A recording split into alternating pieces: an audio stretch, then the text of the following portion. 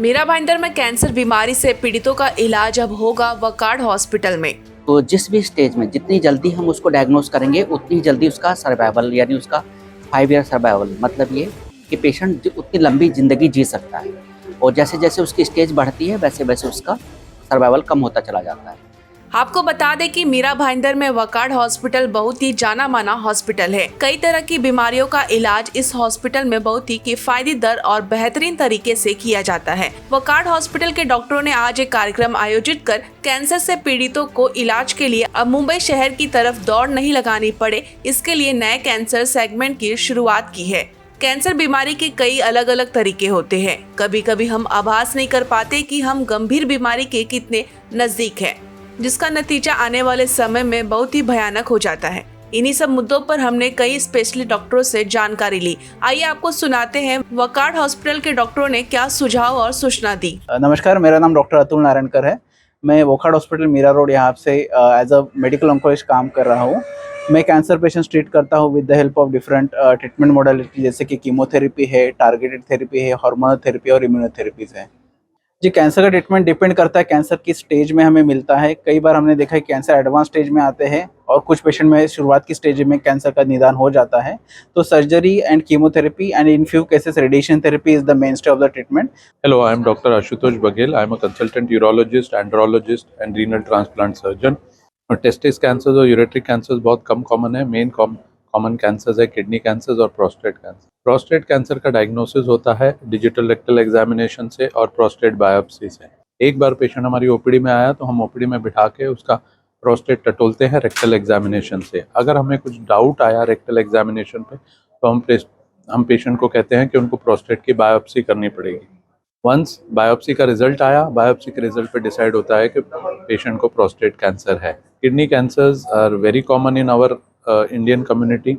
Kidney cancers होने के कारण है कि smoking, alcohol, any particular reason for kidney cancer is patient working in chemical factory. नमस्ते, मैं डॉक्टर चंद्रवीर हूँ। मैं वकार्ड हॉस्पिटल में head and neck cancer surgery का सीनियर कंसल्टेंट हूँ। बेसिकली हमारे डिपार्टमेंट में जो भी मरीज आते हैं उनको हेड एंड नेक में जो कैंसर होते हैं हम उनका ट्रीटमेंट करते हैं। तो जिस भी स्टेज में जितनी जल्दी हम उसको डायग्नोस करेंगे उतनी जल्दी उसका सर्वाइवल यानी उसका 5 ईयर सर्वाइवल मतलब ये कि पेशेंट उतनी लंबी ज़िंदगी जी सकता है और जैसे जैसे उसकी स्टेज बढ़ती है वैसे वैसे उसका सर्वाइवल कम होता चला जाता है। और जो हम कैंसर निकालते हैं उसके बाद हम उसकी फिजियोलॉजी को मेंटेन करते हैं, मतलब उसका स्पीच हो, अगर टंग कैंसर है तो उसकी स्पीच को मेंटेन रखते हैं, हम उसके लिए रिकन्स्ट्रक्शन करते हैं और उसके साथ साथ हम उसकी जो नॉर्मल डिग्लूटेशन है और दूसरे फंक्शंस हैं माउथ के वो सारे के सारे मेंटेन करते हैं। और हम कोशिश करते हैं कि पेशेंट की जो लाइफ हो वो स्वाभाविक लाइफ हो, मतलब ये कि उसके इस तरह से लिप्स का या मकल ब्यूकस कैंसर में या टंग में इस तरह से कट ना करें कि जिससे उसकी लार वगैरह टपकते रहें, तो पेशेंट का पता ही ना चले कि मतलब उसको सर्जरी हुई है। तो ये सारी बातें हम इसमें ध्यान रखते हैं और अपनी तरफ से बेस्ट देने की कोशिश करते हैं। मेरा नाम डॉक्टर इमरान खान है। I am the head consultant physiotherapist in Wockhardt hospital Mira road. मैंने मास्टर्स लंदन से की है, so I do lot of cancer rehabilitation as well.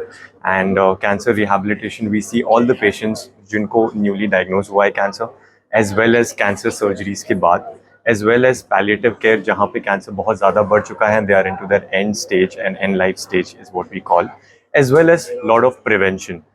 हम बहुत ज़्यादा प्रिवेंशन टेक्निक्स पे काम करते हैं जहाँ पे वी एक्सप्लेन आवर पेशेंट्स के कैसे आप फिजिकल एक्टिविटी करके अपने आप को फिट रख सकें, कैसे आप काफ़ी सारे कैंसर्स और नॉन कम्युनिकेबल डिजीज़ से दूर रह सकें। मेरा ऐसा मानना है कि 2 टाइप की बीमारियाँ होती है, एक होती है जो इन्फेक्शन से हो, एक होती है जो नॉन इन्फेक्शन से हो।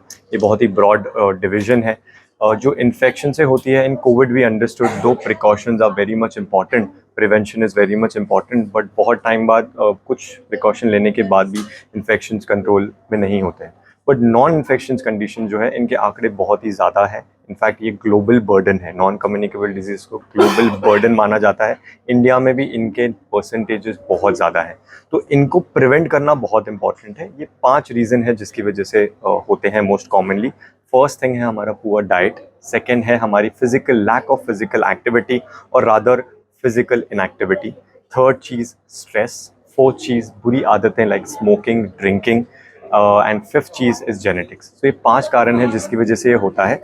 तो मेरा ये बहुत मानना है कि फिजिकल एक्टिविटी अगर आप रखेंगे, हमारी गाइडलाइन जो है WHO की गाइडलाइन जो हमें कहती है कि हफ्ते में 5 दिन एक्सरसाइज कीजिए 30 मिनट ईच, एंड ये एक्सरसाइज मॉडरेट लेवल की हो जिसमें आप एंड ऑफ 30 मिनट्स आप इस प्रकार की आपको थकान हो। अगर आप ये एक्टिविटी कर रहे हैं हफ्ते में 5 दिन 150 मिनट पर वीक के लिए, तो you can be very much active and you can prevent lot of non communicable diseases जो आई थिंक इस टाइम में बहुत ज़्यादा ज़रूरी है। नमस्ते, मैं डॉक्टर अदिति अग्रवाल हूँ। मैं breast onco surgeon and oncoplasty surgeon हूँ वोकार्ड हॉस्पिटल मीरा रोड के साथ। मेरी ट्रेनिंग टाटा मेमोरियल हॉस्पिटल और यूके के प्रसिद्ध स्टोको ट्रेंट हॉस्पिटल से हुई है। सभी औरतों का मानना रहता है कि अगर ब्रेस्ट में उन्हें कैंसर हुआ है तो पूरा ब्रेस्ट निकालना पड़ता है।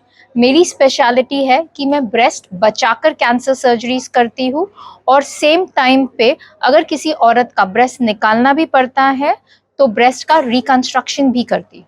हम रिकमेंड करते हैं 18 साल की उम्र से सभी औरतों को खुद के ब्रेस्ट की जांच करनी चाहिए, जिसे हम सेल्फ ब्रेस्ट एग्जामिनेशन कहते हैं।